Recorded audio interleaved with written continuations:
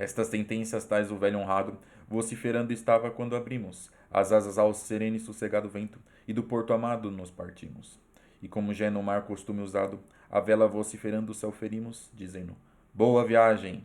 E logo o vento nos troncos fez o usado movimento. Entra neste tempo eterno lume, no animal nem meio truculento, e o mundo que com o tempo se consume, na cessidade andava enfermo e lento. Nela vê como tinha por costume, cursos do sol 14 vezes cento, com mais 97 em que corria, quanto num mar armada se estendia. Já a vista pouco a pouco se desterra daqueles pátrios montes que ficavam. Ficava o carotejo e a fresca serra de Sintra, e nela os olhos se alongavam. Ficavam-nos também na amada terra o coração que as mágoas lá deixavam. Já depois que toda se escondeu, não vimos mais que enfim que mar e céu. Assim fomos abrindo aqueles mares que geração alguma nunca abriu. Novas ilhas vendem novos ares que o generoso Henrique descobriu.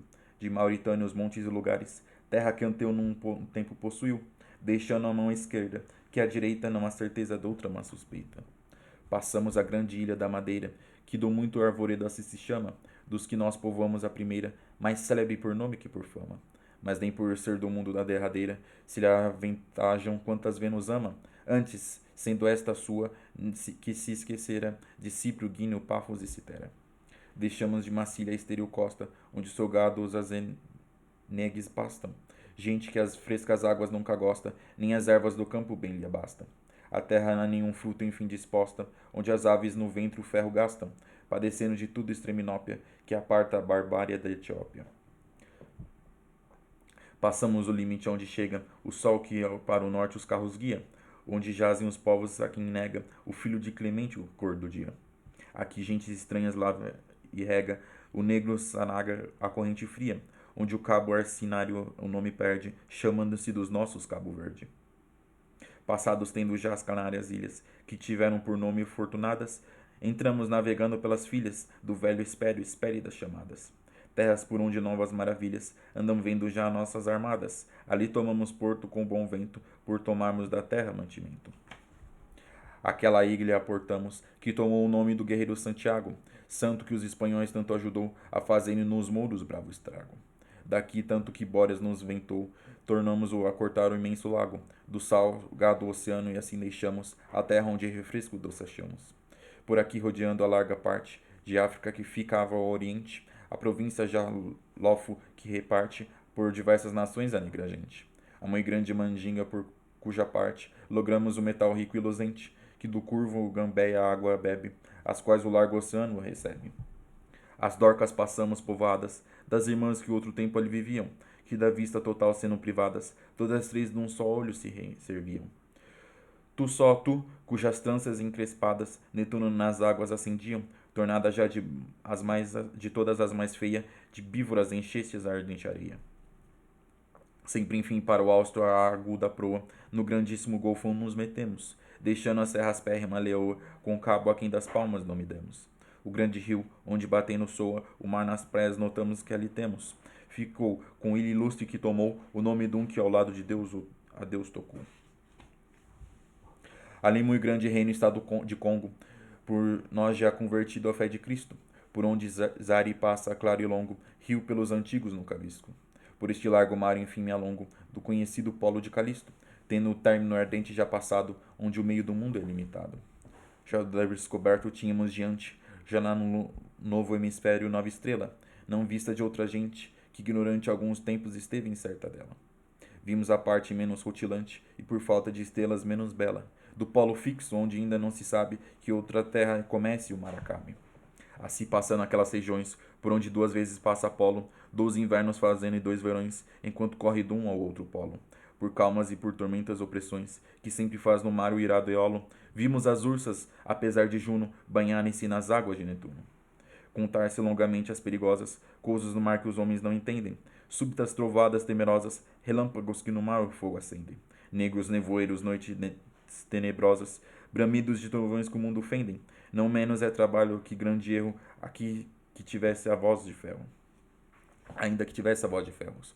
Os casos vi que os rudos marinheiros, que têm por mestre a longa experiência, contam por certos e sempre verdadeiros, julgando as coisas só pelas aparências, e os que têm por juízos mais inteiros, que só por puro engenho e por ciência, vêm do mundo os segredos escondidos, julgam por falso ou mal entendidos.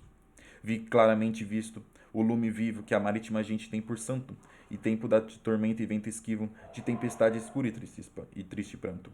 Não menos foi de todos excessivo, milagre, coisa certo de alto espanto, ver as nuvens no mar com largo cano, sorver as águas do oceano. Eu vi certamente, e não presumo que a vista me enganava, levantar-se no mar um vaporzinho sútil e fumo, e do vento trazido a rodear-se. De aqui levado um cano ao polo sumo, se via tão delgado que enxergava-se, dos olhos facilmente não podia, da matéria das nuvens parecia. Esse pouco e pouco acrescentando, e mais que um largo mastro se engrossava. Aqui se estreita, aqui se alarga, quando os golpes grandes de água se chupava. Estava-se com as ondas ordenando, em cima dele uma nuvem se espessava, fazendo-se maior, mais carregava, com grande carga de água em si tomava.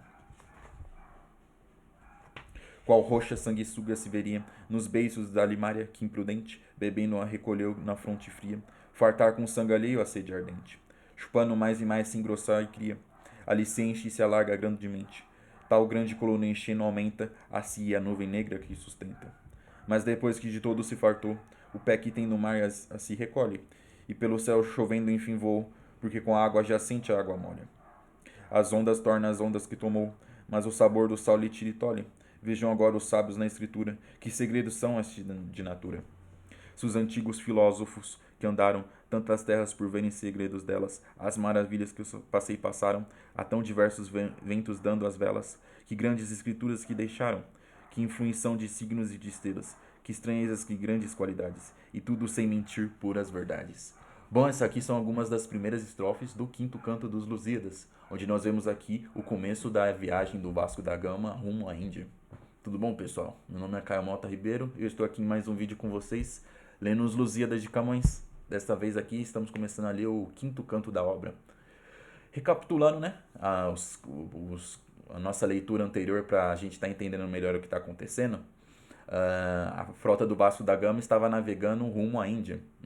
E, ao passar pelo reino muçulmano de Melinde, o Vasco da Gama começou a contar a história de Portugal para o monarca desse reino, né? O rei africano de Melinde, que já tinha ouvido falar muito bem dos portugueses, ficou muito entusiasmado com a passagem desses marinheiros ali, dessa região da Europa, ali pelo seu reino, e pediu para o capitão Vasco da Gama contar a história de Portugal. Né? Antes de ajudar os portugueses a continuar sua empreitada, ele fez esse pedido e o Vasco da Gama concordou. Então ali, desde o terceiro canto até agora, né, terceiro, quarto e quinto canto, esses três cantos aqui, a gente vai estar vendo o Vasco da Gama tá contando a história de Portugal, as grandes guerras que os reis de Portugal travaram enquanto expandiam o reino de Portugal. E agora aqui a partir do quinto canto, a empreitada do Vasco da Gama, né? O rei de Melinde pediu não só para o Vasco da Gama estar contando a história de Portugal, né? Pediu, me conte como é que é a terra da Europa, me fale sobre os seus antepassados, sobre os reis portugueses, sobre as batalhas que vocês cristãos travaram com nós que somos muçulmanos. E depois disso, ou seja, depois de contar a história de Portugal, contar por que os portugueses estão fazendo essa empreitada, ou seja, né? O que levou o rei de Portugal a lançar essa aventura marítima rumo ao Oriente e o que os portugueses, né, o que Vasco da Gama e seus marinheiros viram na viagem até então. Então esse encontro do Vasco da Gama com o rei de Melinde é uma justificativa que o Camões tem para estar contando a história de Portugal. Como eu já bem falei para vocês, os Lusíadas não tá contando a aventura do Vasco da Gama. Não, é Camões cantando os grandes feitos do povo lusitano. Apesar da empreitada do Vasco da Gama ser o tema principal, afinal foi o grande feito, né, o maior feito da sua época realizado até então, o Camões também está cantando os grandes feitos do povo do seu povo, dos guerreiros, dos reis, né? Como ele bem coloca ali na primeira e na segunda estrofe do primeiro canto, né? Ele tá, além de estar cantando os feitos dos guerreiros, dos varões que deixaram as praias de Lisboa para alcançar o Oriente, ele também está cantando os feitos dos reis que dilataram a fé e o império, ou seja, né, a expansão do Império de Portugal e do cristianismo também. Então, a gente tem que sempre lembrar, eu sempre saliento isso para vocês, que os Lusíadas está cantando os grandes feitos do povo lusitano. Então, aqui no quinto canto, a gente está vendo o que levou, né, como é que vai ser, a gente vai ver como é que foi a empreitada do Vasco da Gama, ou seja, o momento que ele sai de Lisboa até o momento que ele chega ao reino de Melinde. Eu sempre, né, ainda lembrando Que quando o Camões, lá no primeiro canto, ele começa a cantar a empreitada do Vasco da Gama, ele não começa a narrar desde a partida deles de Portugal. Não. Ele começa a narrar quando eles já estão ali navegando próximo de Madagascar, ali na costa africana oriental. Então é sempre importante lembrar isso. Porque nesse encontro com o rei de Melinde, a gente vai ver o que aconteceu antes disso, ou seja, o que eles viram no começo da viagem, os reinos por onde eles passaram, os povos que eles encontraram, a passagem deles pelo Cabo da Boa Esperança, né, que é o Cabo das Tormentas, que é ali o encontro com o gigante Adamastor, e só depois a gente vai ver o finalzinho ali, que é o encontro com os muçulmanos ali de Moçambique, de Mombasa. Então, aqui na quinta estrofe, ainda estamos vendo Vasco da Gama contando a história a história portuguesa para o rei de Melinde, mais precisamente agora a viagem dele. Então aqui, né, a gente viu que o rei Manuel I, que é o rei de Portugal que estava vivo na época do Vasco da Gama, ele, seguindo a tradição dos monarcas portugueses de querer expandir ainda mais o Império Português, decidiu expandir o reino, o Império de Portugal, no Oriente. Então ele lançou essa empreitada. O antecessor dele, que foi o João II de Portugal, ele já tinha enviado 2 marinheiros rumo ao Oriente, rumo à Índia. Só que eles não fizeram o contorno navegando, porque na época dele ainda era um pouco incerto a possibilidade de realizar essa viagem pelo mar. Esses 2 mensageiros, esses 2 portugueses, eles foram atravessando pelo meio do continente. Então eles cortaram ali a Europa, saíram ali de Lisboa, saíram ali de Portugal, cortaram a Espanha, depois atravessaram a França e foram até a Itália, em Nápoles. E dali eles navegaram até a Grécia, depois foram até o Egito, desceram até ali onde é o território do Irã, e dali navegaram pelo Oceano Índico até chegar à Índia. Então, alguns portugueses já tinham alcançado a Índia, só que por um outro caminho. Agora, essa empreitada aqui do Reino Manuel é ele tentando alcançar o Oriente contornando a África. Então a gente vai estar vendo isso. Começando aqui, então, a primeira estrofe do quinto canto, que eu vou estar comentando com vocês. A gente vai ler da primeira até a 23ª, que é o começo, assim, é o começo da empreitada do Vasco da Gama, né? O que ele viu. Estas sentenças tais o velho honrado vociferando estava quando abrimos as asas ao sereno e sossegado vento e do porto amado nos partimos, né? Quem é esse velho que estava vociferando, né, falando com os portugueses no momento que eles estão partindo? É o velho do Restelo, né? As últimas estrofes, as 10 últimas estrofes do quarto canto, é um momento que logo quando os portugueses estão começando a partir, eles devem ter navegado alguns poucos metros nas naus portuguesas, surge, né, ali na praia um velho português e ele começa a fazer alguns comentários lamentando essa empreitada, né? Apesar de Camões, ao longo da obra, a gente bem vê que ele está sempre glorificando os grandes feitos, né? Como ele bem diz, ele está eternizando na memória os grandes homens portugueses que realizaram grandes obras. Esse personagem ele faz meio que o oposto disso, ele lamenta, né, a ambição dos homens, o desejo pela cobiça, o desejo pela fama, o desejo pela riqueza. E o custo que eles têm que pagar por isso, né? Ou seja, quantos homens morreram para que alguns alcançassem a glória, né? Qual o preço que as famílias desses homens pagaram para que eles alcançassem a glória, né? Então, esse velho, a gente viu ali no final do quarto canto, esse velho fazendo esses comentários lamentando aí. É que essa empreitada é mais uma aventura que a humanidade está realizando para alcançar a glória e que vai causar muito sofrimento. Então, a gente viu esses comentários no final da quarta estrofe. Então, depois disso, aqui, a frota começou a navegar, né? Essas sentenças tais do velho honrado vociferando estava. Ou seja, ele falava isso enquanto a frota partia. É meio que uma continuidade essa aqui. Camões começa o quinto canto diretamente do final do quarto. Quando abrimos as asas ao sereno e sossegado vento e o porto amado nos partimos. Aqui a asa é para se referir às velas das embarcações, né? É uma forma de se referir a elas. Então, as naus começavam a navegar e eles estavam abrindo as velas para o vento soprar e começar a conduzir o caminho deles. E como já é no mar costume usado, a vela desfraldando, o céu ferimos, dizendo, boa viagem. Ou seja, aqui ele está falando que é um hábito deles, é uma tradição que na hora que eles começam a navegar, eles gritam isso, né? Bradam aos ventos, boa viagem. Então imaginei os marinheiros portugueses gritando isso. Logo o vento nos troncos fez o usado movimento, ou seja, né, o vento começou a soprar e as naus começaram a sair ali da costa de Lisboa. Entrava nesse tempo o eterno lume no animal nemeio truculento, e o mundo que com o tempo se consume, na cessidade andava e fermilento. Ou seja, o que quer dizer isso? Aqui é uma forma poética de Camões dizer a época que a frota portuguesa estava partindo, né? Para quem conhece, lembra um pouco da história, né? Vasco da Gama e seus portugueses e seus marinheiros portugueses deixam Lisboa no dia 8 de julho de 1497. É o final do século XV. Então eles deixam ali, essa época que eles deixam. Então aqui entrava neste tempo o eterno lume. O eterno lume, né? O eterno luzente. Lume é luz. Quem é o eterno luzente? Aquele que está eternamente brilhando, ele emitindo luz. É o sol. É o sol, uma forma poética de se referir ao sol. Entrava no animal nemeio truculento. O animal nemeio truculento é um leão, né? Aqui é uma forma poética de dizer que o sol, nessa época, entrava na constelação de Leão, né? No signo de Leão. Ou seja, ali é o final, é o começo de julho, né? A época de julho. Uma forma poética de Camões descrever a data. E o mundo com o tempo se consume, na cessidade andava do efermilento, né? A cessidade, né? É meio que uma forma de dizer a época que estava. Nela vê, como tinha por costume, cursos do sol 14 vezes cento, com mais 97 em que corria, quando no mar a armada se estendia. Ou seja, né, aqui é quando a armada se estendia, ou seja, essa é a época que a armada estava saindo, né? Aqui é uma forma poética dele dizer o ano, né? Vamos ler aqui de novo. Cursos do Sol 14 vezes 100, ou seja, o Sol fez o curso dele 14 vezes 100, ou seja, 1400 anos, né? É o século 14.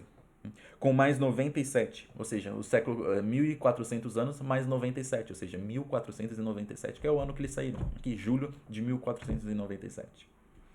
Já vista pouco e pouco se desterra daqueles pátrios montes que ficavam.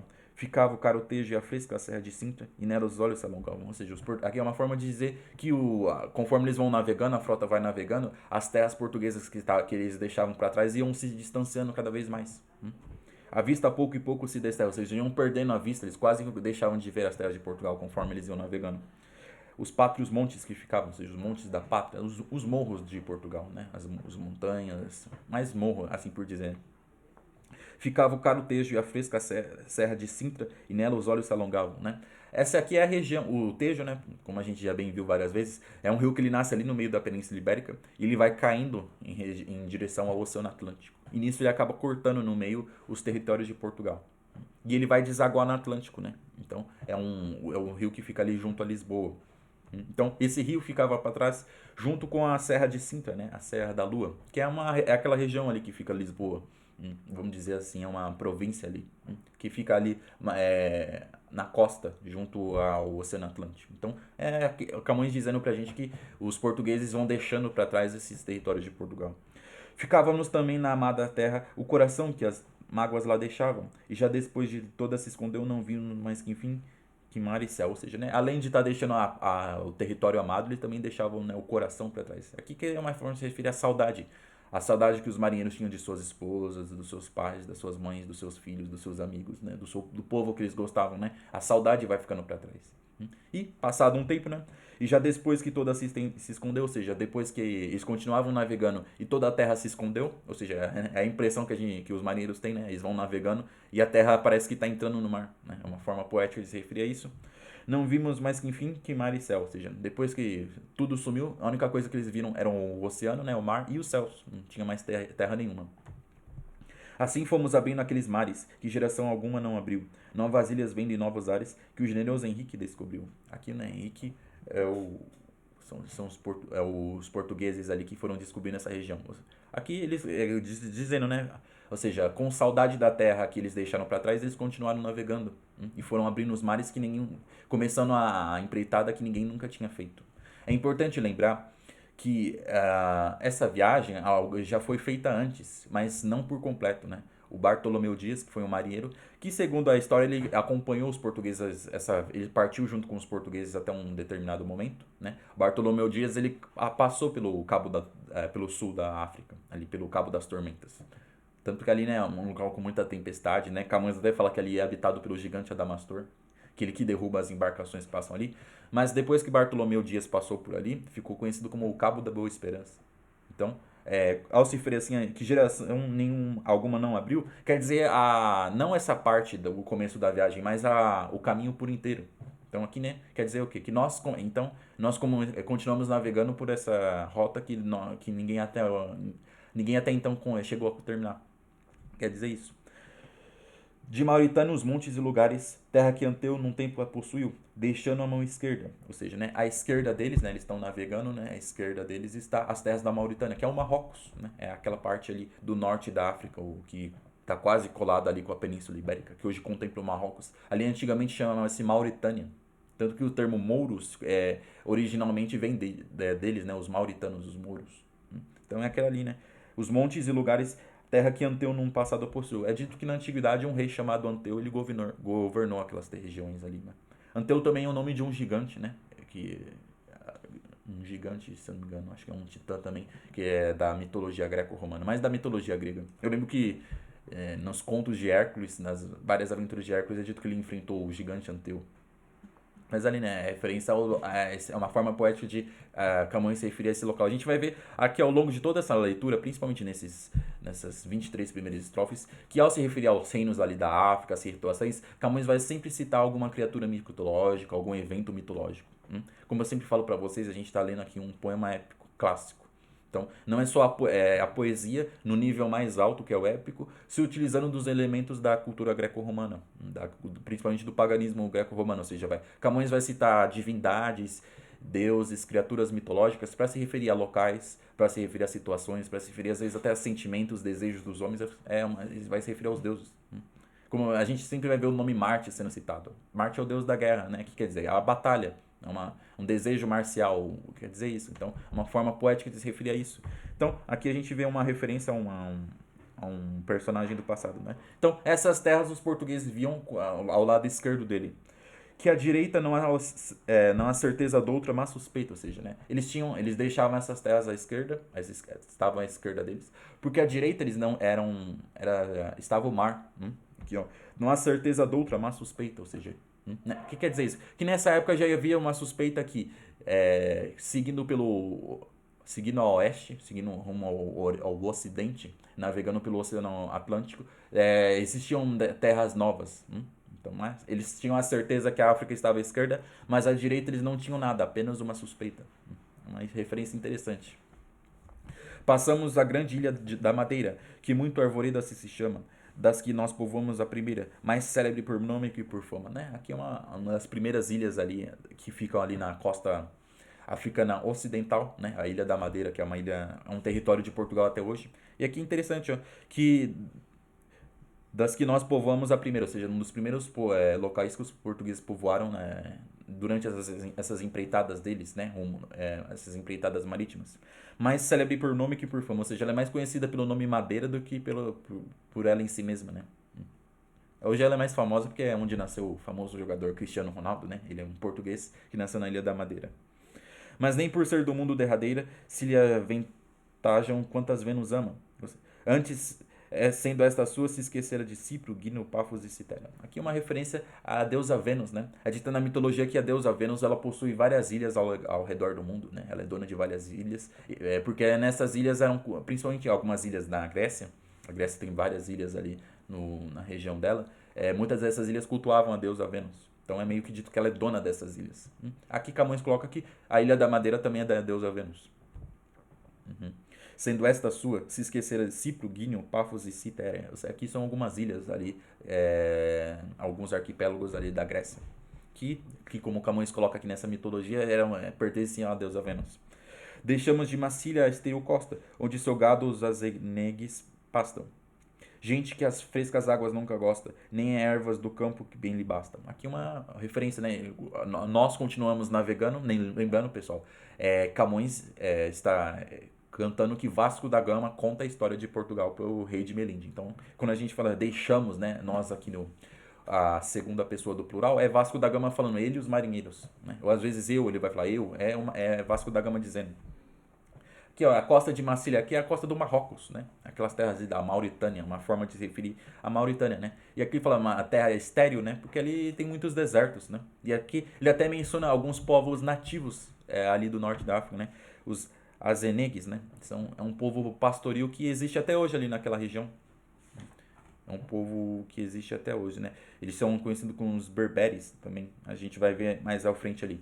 É um povo pastoril. Ele, é interessante que ele fala isso, ó. Gente que as frescas águas nunca gosta, nem as ervas do campo bem lhe basta. Ou seja, né? Eles não bebem tanta água, e eles não bebem água e não comem grama. Por quê? Porque não tem água ali. E não tem nem grama, nem pasto, nem plantação para eles comerem. É uma referência a isso. Como eles sobrevivem? Pelo que eu me recordo, é bem comum muitos povos ali da África que habitam regiões áridas, sem água, eles bebem sangue e leite do gado. Então, o líquido que eles sobrevivem é o sangue do gado. Eles bebem, eles furam às vezes um pouco o gado e bebem um pouco do sangue e misturam com leite. Então, é uma das formas aí que vários povos nômades e povos pastoris ali que habitam os desertos, as partes desérticas e áridas da África sobrevivem. A terra nenhum fruto enfim disposta, onde já as aves no ventre o ferro gastam, padecendo de tudo extreminópia, que aparta a barbária de Etiópia, né? Aqui é a Parta, fica ao lado da região da Etiópia, ou seja, a região aqui da Mauritânia, que hoje contempla o Marrocos, era vizinha da Etiópia nessa época. Aqui mais uma vez, a terra que nenhum fruto enfim disposta, né? Lá é muito seco, é muito árido, então não tem fruta, não tem nada, só tem esses povos que ficam pastoreando ali, padecendo de tudo extreminópia, que é a parte da barbárie etiana, tudo inópio, muito seco, morto, vamos dizer assim, é uma terra morta.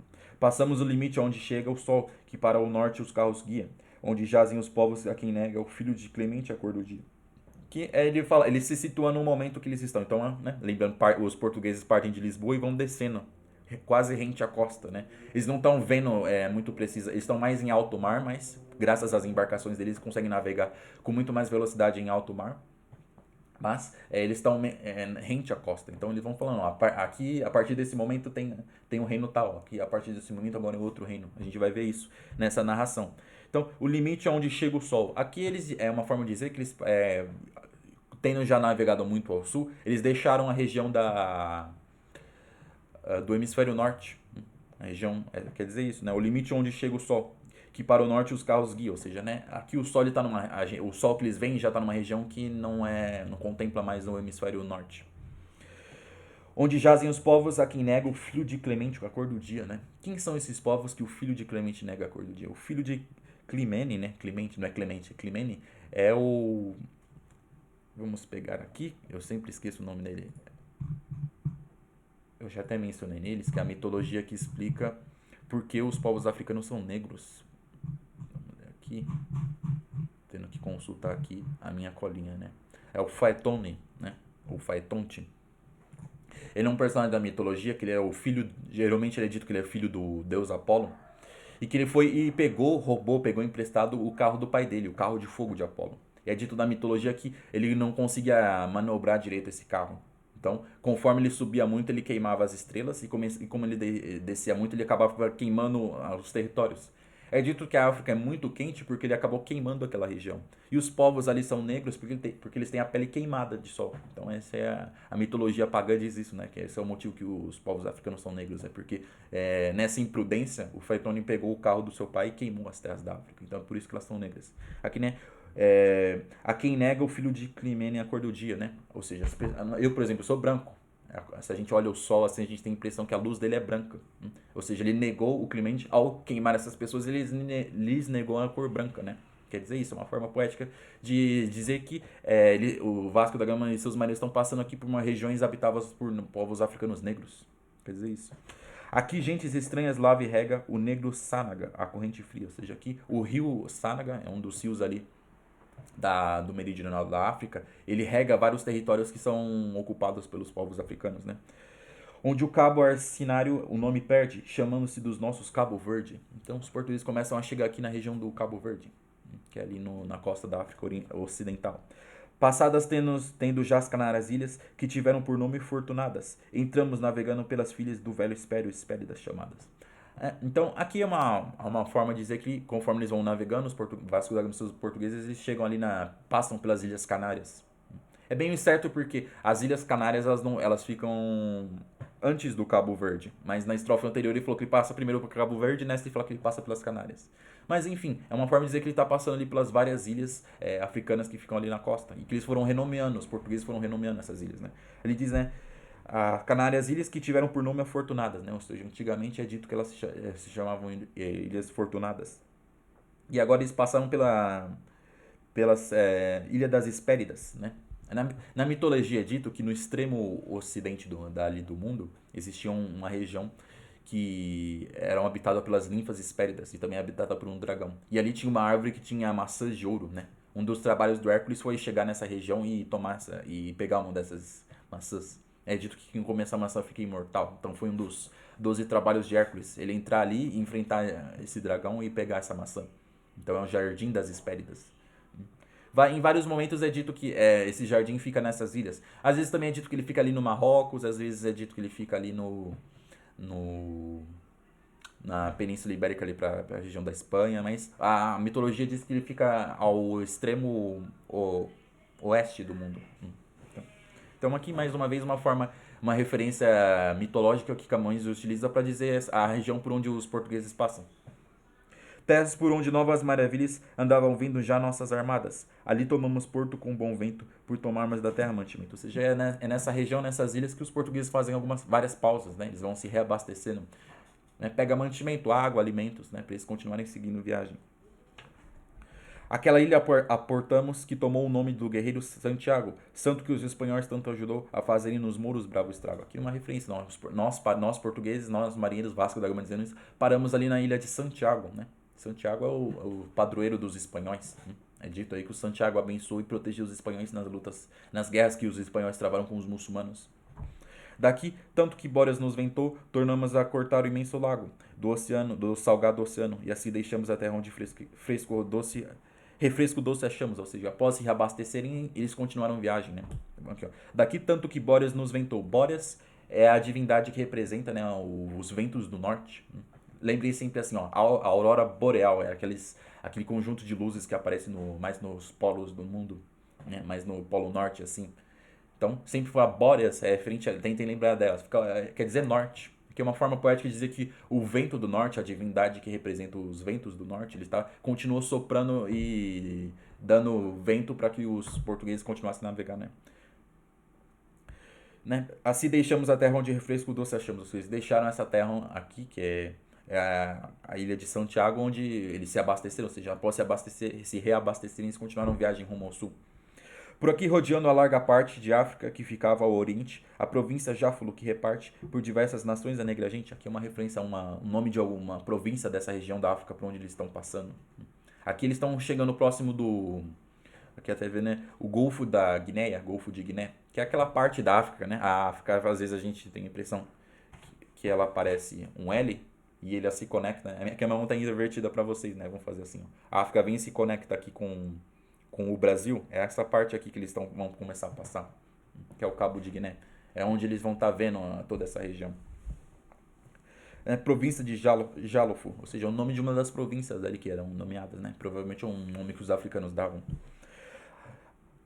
A muito grande mandinga, por cuja arte logramos o metal rico e luzente, que do curvo Gambé a água bebe, as quais o largo Atlântico recebe. Aqui é uma descrição dessa região, né? Uma região com muito ouro, né? O metal, aqui, ó. Logramos um metal rico e luzente, né? O metal que é rico e brilhante é o ouro, uma forma de se referir ao ouro. Ou seja, aqui nessa região existe muito ouro, né? Essa região de Serra Leoa também é muito conhecida por pedras preciosas, por metais preciosos também. As dorcas passamos, povoadas das irmãs que outro tempo ali viviam, que de vista total sendo privadas, dos três de um olho só se serviam, né? É dito que na África eram habitadas, existiam essas criaturas que eram as górgonas ou Dorcadas, ou nomes dificilzinho de falar, Dorcadas, que eram as criaturas, eram umas mulheres que um dia foram muito belas, mas depois elas foram transformadas em criaturas feias, né? Que vista total sendo privadas, ou seja, era descrito que elas eram cegas, elas não tinham um olho na face. Todas três de um olho só se serviam, ou seja, elas tinham apenas um olho e elas ficavam revisando esse olho, então cada uma ficava utilizando esse olho para ver. São criaturas da mitologia que habitavam essa região. Tu só tu, cujas tranças encrespadas Netuno nas águas acendiam, tornada já de todas as mais feias, de bíforas enchentes a ardente areia. Encheste a ardente areia. Aqui é uma referência a uma dessas criaturas górgonas, né, que era a Medusa, né? Medusa acho que todo mundo conhece, era aquela mulher que era meio serpente, uma criatura mitológica, que ela tinha, as tranças delas eram serpentes também. Ela tinha um rabo de serpente e ela tinha tranças de serpente. E quem olhasse para ela era transformado em pedra. Então, aqui Camões diz que ela habitava essa região. É bem interessante aqui, ó. Tu, ou seja, meio que Vasco da Gama, Camões, utilizando aqui a segunda pessoa para falar com ela, tu, tornada já de todas as mais feias, ou seja, ela é a mais feia, de víboras encheste a ardente areia, ou seja, tu, que é a mais feia, Medusa, você é a mais cheia, você encheu as areias de víboras, ou seja, de víboras, de serpentes. É dito que as serpentes do mundo saíram dela, né? E como a África é conhecida por ter muitas serpentes, né? A famosa mamba negra, né? A cobra mais venenosa do mundo fica ali na África. Que Camões diz que, para descrever e enriquecer o texto, ele diz que essa região é habitada por essas criaturas, né? E que as serpentes do mundo saíram dali. Sempre, enfim, para o austro aguda proa, no grandíssimo golfão nos metemos, deixando a serra aspérrima leoa, com o cabo a quem as palmas nome demos. Ou seja, eles estão passando agora aqui pela Serra de Leoa. Aqui é o Golfo de Guiné. Então eles estão passando por ali.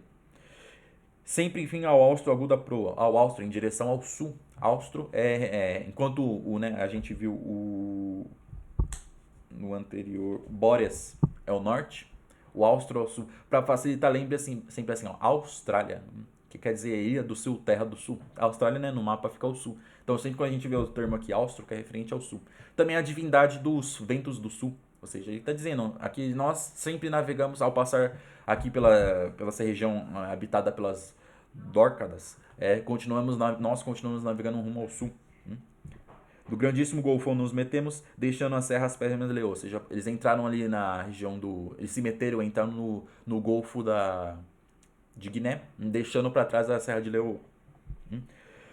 Com o cabo aqui das Palmas, nome demos, né? Um dos cabos ali, dos estreitos ali, é chamado de Palmas, eles nomearam com esse nome.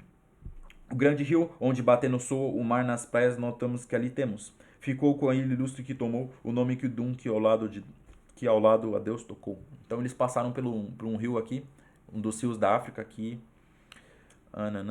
Aqui é próximo da ilha de São Tomé. Ali na entrada do Golfo, bem na parte dele que é assim, né, no Golfo da África, tem ali a ilha de São Tomé. A ilha do Príncipe também é conhecida. Por que São Tomé? A ilha ilustre que tomou o nome Dum que o lado de a Deus tocou. Né? São Tomé é aquele apóstolo que não acreditou que Jesus tinha sido ressuscitado. Nos evangelhos, no Novo Testamento é dito que após Jesus ressuscitar, algumas pessoas viram ele e os apóstolos começaram a conversar e alguns deles falaram, eu vi Jesus ressuscitado. Tomé foi aquele que foi mais incrédulo, ele não acreditou. Só quando ele viu Jesus, ele foi e tocou na ferida feita, que estava ali no abdômen, a ferida causada pela lança que matou Jesus. Né? Tem até uma pintura muito famosa que é São Tomé enfiando o dedo na ferida. Então é isso, né? Aquele que tocou o lado de Deus, né? Jesus, que tocou o lado de Jesus, que é São Tomé. Aquela ilha essa ilha por onde eles estão passando, ela foi batizada com esse nome.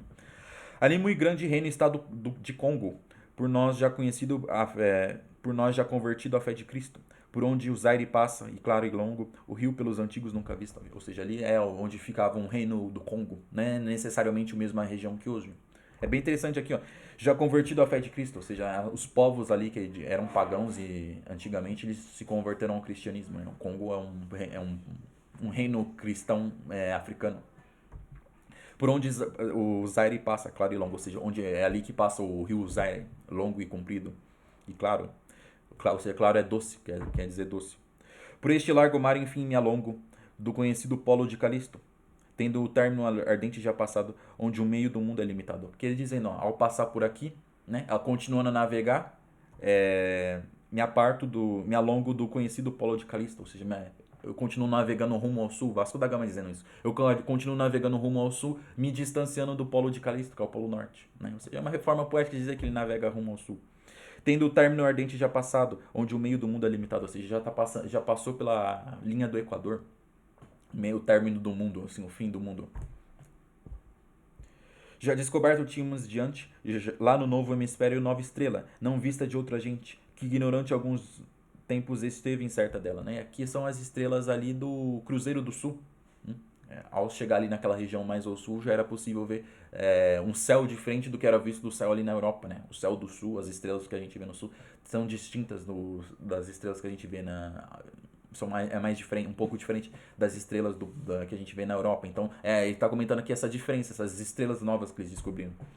Vimos a parte menos rutilante e, por falta de estrela, menos bela, do polo fixo, onde ainda não se sabe que outra terra comece e onde o mar acaba. Ou seja, aqui, né, ele descrevendo um pouco do céu que é visto no hemisfério sul, né?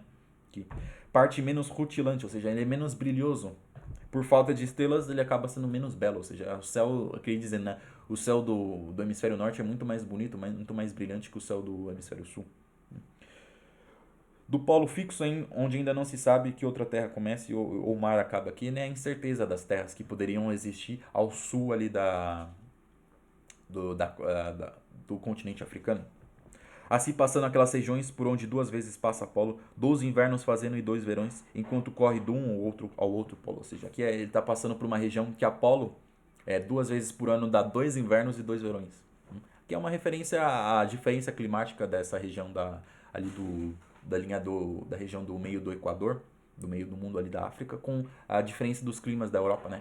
É bem descrito que enquanto na Europa os climas, né, verão, inverno, outono, não, primavera, verão, outono e inverno são bem características. Aqui no hemisfério sul o clima é bem estranho geralmente. Então é uma referência a isso. Por calmas, por tormentas e opressões, quem sempre faz no mar o irá Deolo. Vimos as ursas, e apesar de Juno, banharem-se nas águas de Netuno. Né? Aqui é uma referência aos mares que eles passaram e as regiões. E como a gente também ainda mencionou nessa estrofe, o céu, as estrelas, as constelações que os portugueses viram, que o Vasco da Gama viu. Que por calmas e por tormentas e opressões que sempre faz no mar o irado Eolo. Eolo é a divindade que representa os ventos, né? Ele é o deus dos ventos, né? Então, nessa região aqui, eles passaram por tempestades, vários ventos, né?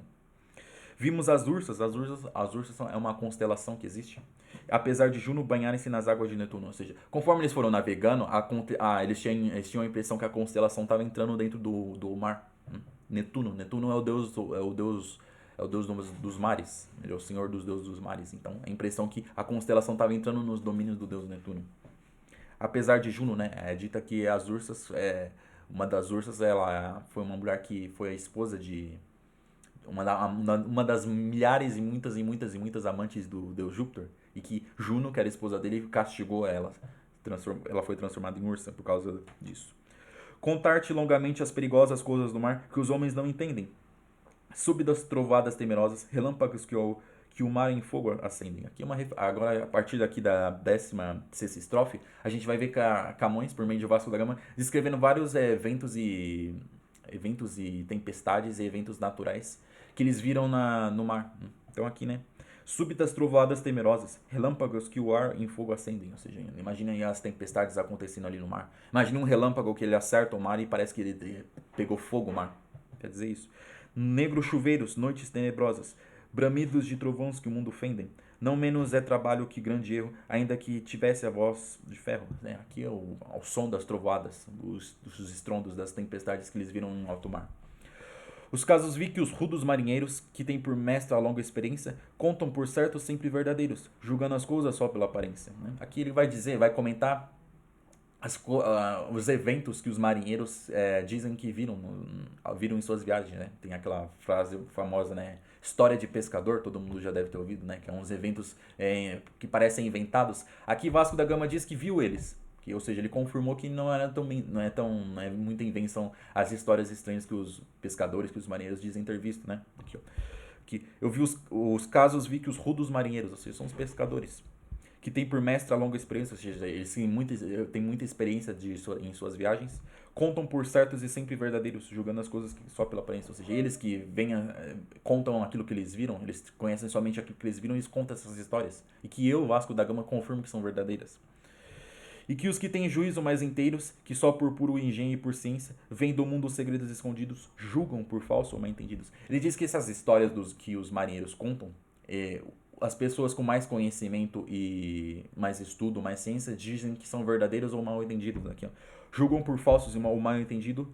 E os que têm por juízos mais inteiros, que só por puro engenho e por ciência. Ou seja, essas pessoas que somente estudam, têm conhecimento, não têm a vivência da experiência, vão julgar que essas histórias que o Vasco da Gama vai contar e que já foram contadas no passado pelos marinheiros são inventadas, né? Aqui, né? Falsos ou mal entendidos, ou mal interpretados. Aqui ele vai confirmar essas histórias.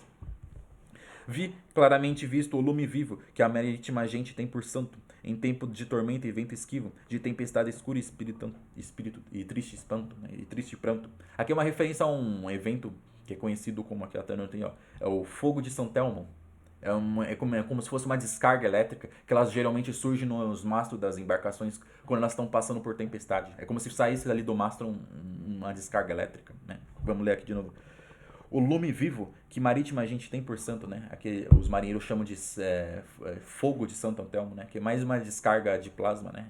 Eu fiz uma pesquisinha, os cientistas dizem que isso é mais uma descarga de plasma que eles viram. Que ocorre em tempo de tormenta e vento esquivo, de tempestade escura e triste pranto, né? Ou seja, é um evento que acontece, que os marinheiros veem quando eles passam por tempestades, né? Ou seja, Vasco da Gama dizendo, ó, essas histórias eu vi, é verdade, eu vi isso, não é mentira de pescador, não. Não menos foi de todos excessivo milagre, a coisa certa de alto espanto, ver as nuvens no mar com largo cano, sorverem as águas, as altas águas do oceano. Agora, aqui é uma referência a um outro evento climático extremo e muito raro que ele diz que viu, que é uma tromba d'água. Ele vai estar descrevendo ela com mais descrição nas próximas estrofes, mas além desse fogo, desse raio que, né, fogo de Santelmo que eles viram, ele vai descrever também uma tromba d'água, né? Aqui ele fala, né? Não menos foi de todo excessivo milagre, e coisa certa de alto espanto, né? Ou seja, viu algo espantoso, que impressionante, né? Ver as nuvens do mar com largo cano, sorver as águas do oceano, ou seja, ver saindo das nuvens da tempestade um cano de ar que encostava na água e sugava as águas do oceano. Né? É uma tromba d'água, né? É semelhante a um tornado, né? Uma nuvem que ao se conectar com a água, ela começa a sugar todo o mar. Eu vi certamente e não presumo que a vista me enganava. Ou seja, ele está falando, eu realmente vi isso e a vista não me enganou, tenho certeza, não foi nenhuma ilusão. Levantar-se no ar um vaporzinho e sutil fumo, e do vento trazido rodear-se. Ou seja, ele viu, né, a tromba d'água descendo da nuvem, um vaporzinho. De aqui levando um cano ao polo sumo, se via tão delgado que enxergava-se dos olhos facilmente não podia. De matéria das nuvens parecia, ou seja, essa nuvem que descia, ela parecia transparente, né? Esse arzinho estranho parecia uma nuvem de tão transparente. Dos olhos facilmente não podia, ou seja, ela quase não dava para ver, era quase transparente. É a descrição aqui que Vasco da Gama está fazendo da tromba d'água. E assim, pouco a pouco, acrescentando, e mais que um largo mastro se engrossava, ou seja, né, ela ia descendo e ia ficando mais grossa. Aqui se estreita, aqui se alarga, quando os golpes grandes de água se chupavam, ou seja, né, em algumas partes essa tromba d'água era mais estreita, outras era mais grossa, e enquanto isso ela ia chupando a água do mar. Estava-se com as ondas ordeando, e em cima dele uma nuvem se espessava, fazendo-se maior mais carregada, com o cargo grande de água em si tomado, ou seja, né, conforme a tromba d'água ia encostando na água e sugando a água do mar, ela ia ficando maior, mais grossa. Qual roxa sanguessuga se veria nos beiços de Alimária, que imprudente bebendo a recorreu na fonte fria, fartar com sangue alheia e a água, a sede ardente. Aqui ele faz uma comparação, né? Ele compara a tromba d'água que suga a água do mar e puxa ela para as nuvens com uma sanguessuga que está parasitando um animal, né? Ou seja, assim como, né, quando a gente vê esse termo qual, geralmente quer dizer assim como roxa sanguessuga se veria nos beiços de Alimária, ou seja, uma sanguessuga se bebendo, se esbaldando, né, com seus beiços sugando o sangue de um animal.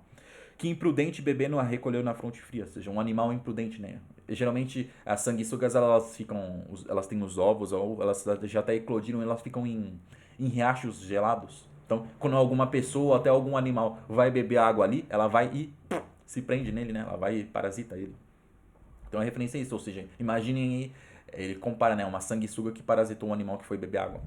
Fartar com sangue alheio a sede ardente, chupando mais e mais se engrossa e cria, ali se enche e se alarga grandemente. Tal a grande coluna enchendo aumenta a si e a nuvem que sustenta, ou seja, né, ela comparando, né, a sanguessuga que vai sugando o sangue e ficando maior, parecia muito com essa coluna de ar que vai chupando a água e aumentando cada vez mais e jogando água para a nuvem.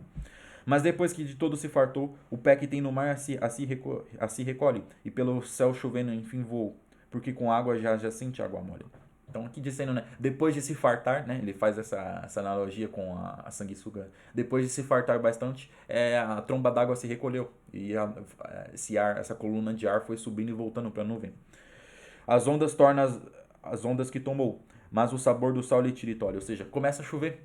a água que ela tomou, ou seja, as ondas que ela tomou das ondas, que é a água, ela depois devolve. Ou seja, é uma forma poética de dizer que começou a chover. Sendo que chove chove doce, né? Porque a água do mar é salgada, mas na hora que começa a chover tá doce, né? Mas o sabor do sal litirítóleo, ou seja, né? Ela devolve a água doce pro mar. Vejam agora os sábios na escritura, que segredos são estes de natura, né? Agora, voltando a falar, né? Que os sábios do mundo, né? Prestem mais atenção nesses grandes eventos, né? E que eles possam descrever e conhecer esses eventos, né? Para eles, para os portugueses que estavam vendo isso pela primeira vez, é um milagre, né? Até voltar aqui na estrofe 18, né? A 18ª. Milagre, não menos foi de todos excessivo milagre. Ou seja, para todos nós, portugueses marinheiros que vimos isso, não foi isso, um claro milagre. Se os antigos filósofos que andaram tantas terras por verem segredos delas, as maravilhas que eu passei passaram, a tão diversos ventos dando as velas, ou seja, nossa, quem dera os grandes filósofos que povoaram o mundo tivessem visto as maravilhas que eu vi, né, durante a minha viagem, né, essa é a primeira viagem deles. Que grandes escrituras que deixaram, ou seja, se esses filósofos tivessem visto essas maravilhas do mundo, eles teriam deixado grandes escrituras, ou seja, eles teriam escrito grandes coisas sobre esses assuntos. Que influição de signos e de estrelas, que grandezas, que grandes qualidades, e tudo sem mentir por as verdades. Tá dizendo, ó, eles iam conhecer essas coisas e iam confirmar que esses eventos que nós marinheiros vimos em nossas viagens não são mentiras, na verdade são puras verdades. E aqui, a gente aqui encerra aqui na 23ª estrofe da nossa leitura de hoje. A gente viu aqui o começo da viagem do Vasco da Gama, né? A passagem dele pela costa africana ocidental, né? Os reinos que ele foi passando. E o momento ali que ele viu alguns eventos, né, para ele foram milagrosos, né? As maravilhas do mar, que ele viu passando ali pela região quase já ao sul, né? Já estando no hemisfério sul. Ele já está chegando ali no norte, no sul, na África, na região quase da África do Sul. Pedir para vocês, pessoal, aqui encerrando o vídeo, pedir para vocês estarem deixando um like, se possível tá comentando também o vídeo.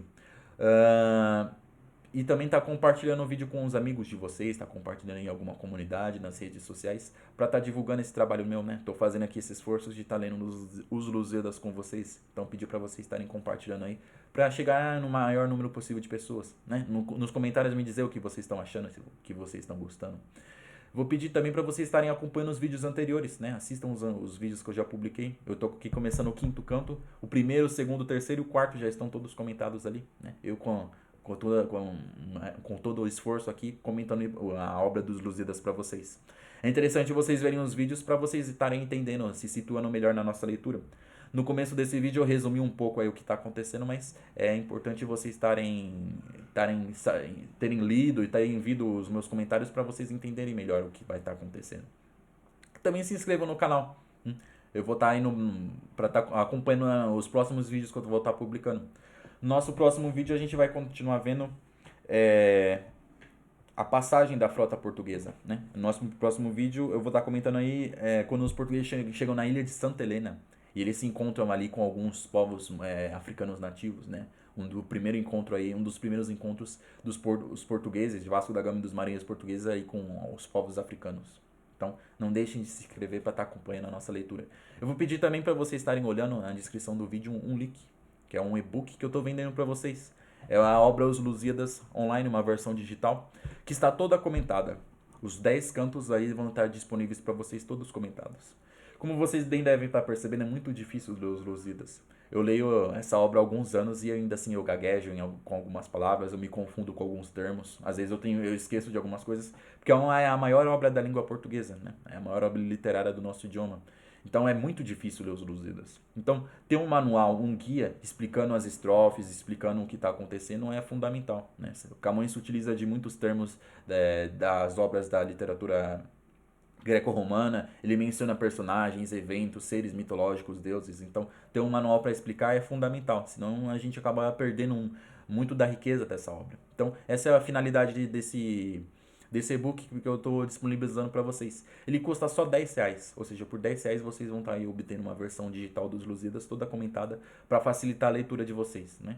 Por R$10, tá de graça. Tenho certeza que se vocês adquirirem esse e-book aí, vocês não vão estar se arrependendo. Tá bom, pessoal? Então não deixe de estar aqui acompanhando as minhas publicações aqui sobre os Lusíadas aqui no YouTube e também nas minhas redes sociais. Eu sou Caio Mota Ribeiro, eu agradeço muito a audiência de vocês. Um forte abraço, fiquem com Deus.